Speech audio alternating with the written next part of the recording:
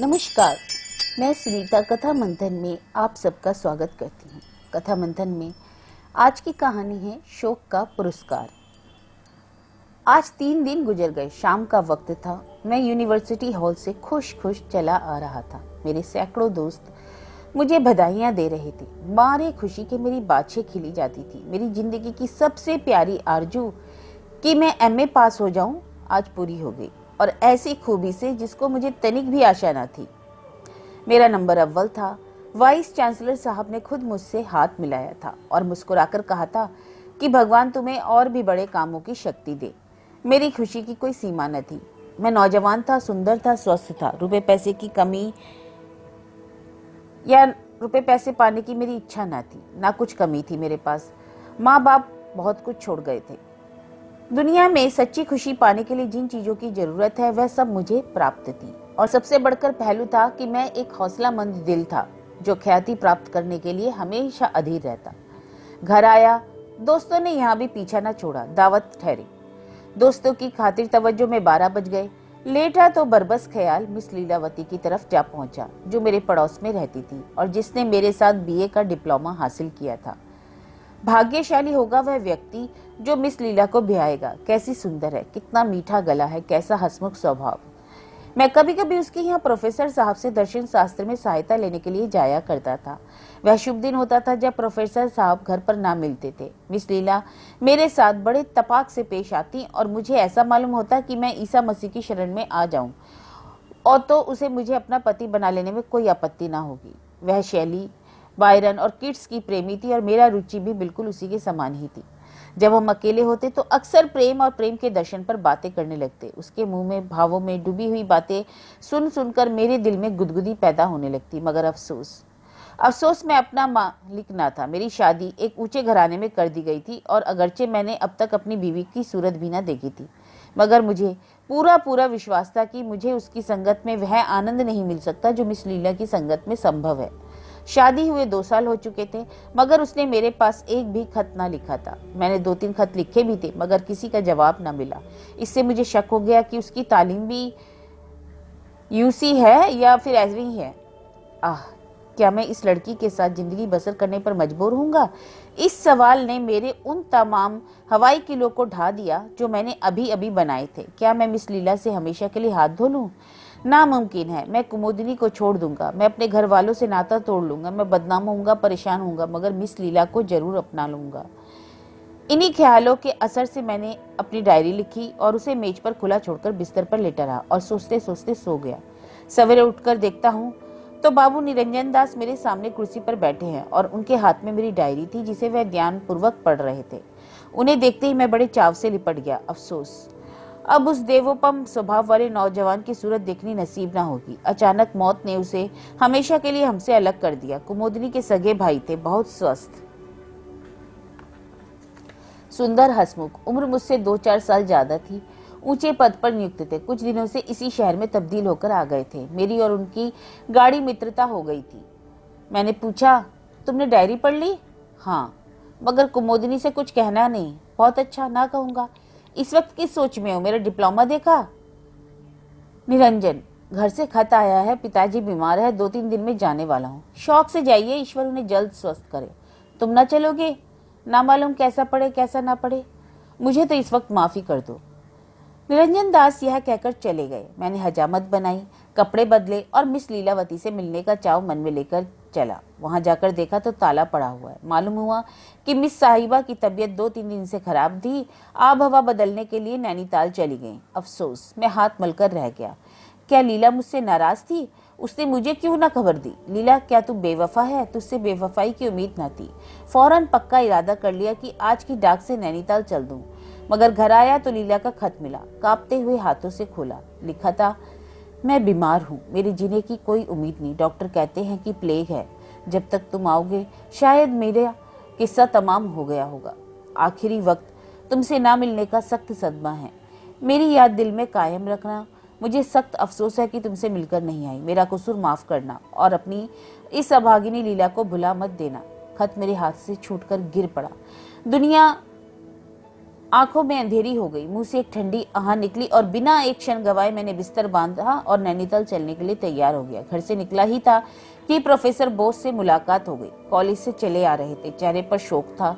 मुझे देखते ही उन्होंने जेब से एक तार निकालकर मेरे सामने फेंक दिया। मेरा कलेजा धक रह गया, आंखों में अंधेरा छा गया।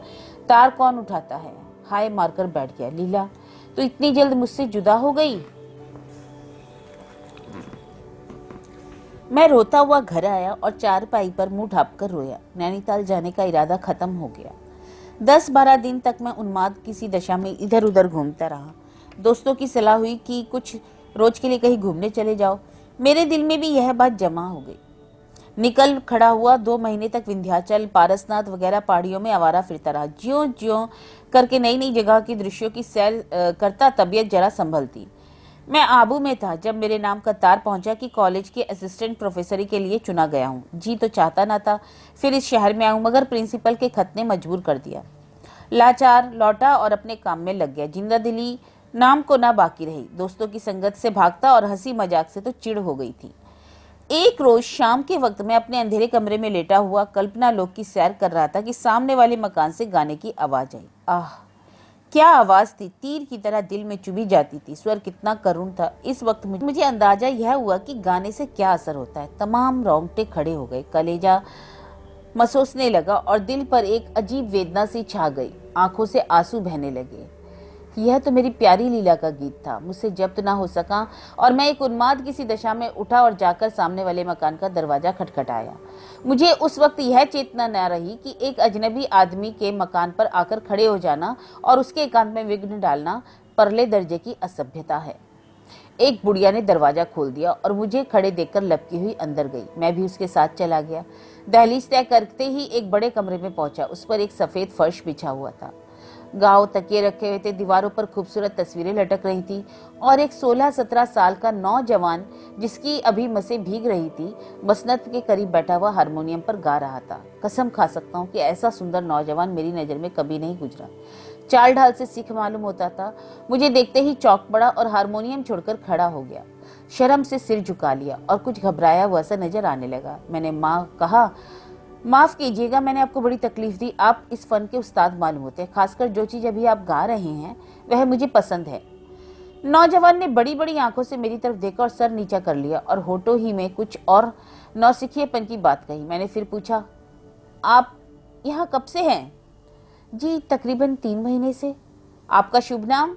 मुझे मेहर सिंह कहते हैं। मैं बैठ गया और बहुत ही बेतकल्लुफ से मेहर सिंह का हाथ पकड़कर उसे भी बैठा दिया और माफी मांगी। उस वक्त की बातचीत से मालूम हुआ कि वह पंजाब का रहने वाला है और यहाँ पढ़ने के लिए आया हुआ है। शायद डॉक्टर ने सलाह दी थी कि पंजाब की आबोहवा उसके लिए ठीक नहीं है। मैं दिल में तो झेपा कि एक स्कूल के लड़के के साथ बैठकर ऐसी बातें कर रहा हूँ, मगर संगीत के प्रेम ने इस ख्याल को रहने ना दिया। रस्मी परिचय के बाद मैंने फिर प्रार्थना की कि वही चीज छेड़िए। मेहर सिंह ने आंखें नीचे करके जवाब दिया कि मैं अभी बिल्कुल नौसखिया हूँ। यह तो आप अपनी जबान से ना कहिए। मैंने कहा, आप कुछ फरमाएं, हारमोनियम हाजिर है। मैं इस वन में बिल्कुल कोरा हूँ, वरना आपकी फरमाइश जरूर पूरी करता। मैं इसके बाद मैंने बहुत बहुत आग्रह किया, मगर मेहर सिंह झेपता ही रहा। मुझे स्वभावतः शिष्टाचार से घृणा है। हालांकि इस वक्त मुझे रूखा होने का कोई हक ना था, मगर जब मैंने देखा कि यह किसी तरह ना मानेगा तो जरा रुखाई से बोला, खैर रहने दीजिए, मुझे अफसोस है कि मैंने आपका बहुत वक्त बर्बाद किया, माफ कीजिएगा। यह कहकर उठ खड़ा हुआ। मेरी रोनी सूरत देखकर शायद मेहर सिंह को उस वक्त तरस आ गया। उसने झेपते हुए मेरा हाथ पकड़ लिया और बोला, आप तो नाराज हुए जाते हैं। मुझे आपसे नाराज होने की कोई हक नहीं। मेहर सिंह, अच्छा बैठ जाइए, मैं आपकी फरमाइश पूरी करूंगा, मगर मैं अभी बिल्कुल अनाड़ी हूँ। मैं बैठ गया और मेहर सिंह ने हारमोनियम पर वही गीत तलपाना शुरू कर दिया। कैसी सुरीली तान थी और कैसी मीठी आवाज, बेचैन करने वाला भाव। उसके गले में वह रास्ता जिसका बयान नहीं हो सकता। मैंने देखा कि गाते गाते खुद उसकी आंखों में आंसू भर आते थे। मुझ पर इस वक्त एक मोहक सपने किसी दशा छाई हुई थी। एक बहुत मीठा नाजुक दर्दनाक असर दिल पर हो रहा था जिसे बयान नहीं कर सकता। एक हरे भरे मैदान का नक्शा आंखों के सामने खिंच गया। लीला, प्यारी लीला उस मैदान पर बैठी हुई मेरी तरफ हसरत भरी आंखों से ताक रही थी। मैंने एक लंबी आह भरी और बिना कुछ कहे उठ खड़ा हुआ। इस वक्त मेहर सिंह ने मेरी ओर ताका। उसकी आंखों में मोती के कतरे डबडबाए हुए थे और बोला, कभी कभी तशरीफ लाया कीजिएगा। मैंने सिर्फ इतना जवाब दिया, मैं आपका बहुत कृतज्ञ हूं। धीरे धीरे मेरी यह हालत हो गई कि जब तक मेहर सिंह के यहाँ जाकर 2-4 गाने ना सुन लूं तो चैन ना आता। शाम हुई और मैं जा पहुंचा। कुछ देर तक गानों की भार लुटता, तब उसे पढ़ाता। ऐसा जहीन और समझदार लड़के को पढ़ाने में मुझे खास मजा आता था। मालूम होता था कि मेरी एक एक बात उसके दिल के नक्श पर उतर रही है। जब तक मैं पढ़ाता वह पूरे जी जान से कान लगाए बैठा रहता, और जब उसे देखता पढ़ने लिखने में डूबा हुआ पाता, साल भर में अपने भगवान के दिए हुए जेहन की बदौलत उसने अंग्रेजी में अच्छी योग्यता प्राप्त कर ली। मामूली चिट्ठियां लिखने लगा और दूसरा साल गुजरते गुजरते वह अपने स्कूल के कुल छात्रों में बाजी ले गया। जितने मुदरिस थे सब उसकी अकल पर हैरत करते, और सीधा नेक चलन ऐसा कि कभी झूठ मूठ भी किसी से शिकायत नहीं की। वह अपने सारे स्कूल की उम्मीद और रौनक था, लेकिन बावजूद सिख होने के उसे खेल कूद में रुचि ना थी। मैंने उसे कभी क्रिकेट में नहीं देखा। शाम होते ही सीधे घर चला आता और लिखने पढ़ने में लग जाता।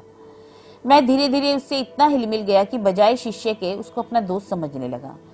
उम्र के लिहाज से उसकी समझ आश्चर्यजनक थी। देखने में 16-17 साल से ज्यादा मालूम होता न था, मगर जब तक कभी मैं रवानी में आकर दुर्बोध कवि कल्पनाओं और कोमल भावों की उसके सामने व्याख्या करता तो मुझे उसकी भंगिमा से ऐसा मालूम होता है कि एक एक बारीकी को समझ रहा है।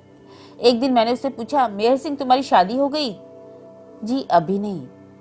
तुम्हें कैसी औरत पसंद है? मैं शादी करूंगा ही नहीं। क्यों?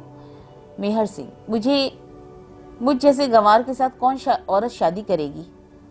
मैं, बहुत कम ऐसे नौजवान होंगे जो तुमसे ज्यादा लायक हो या तुमसे ज्यादा समझ रखते हो।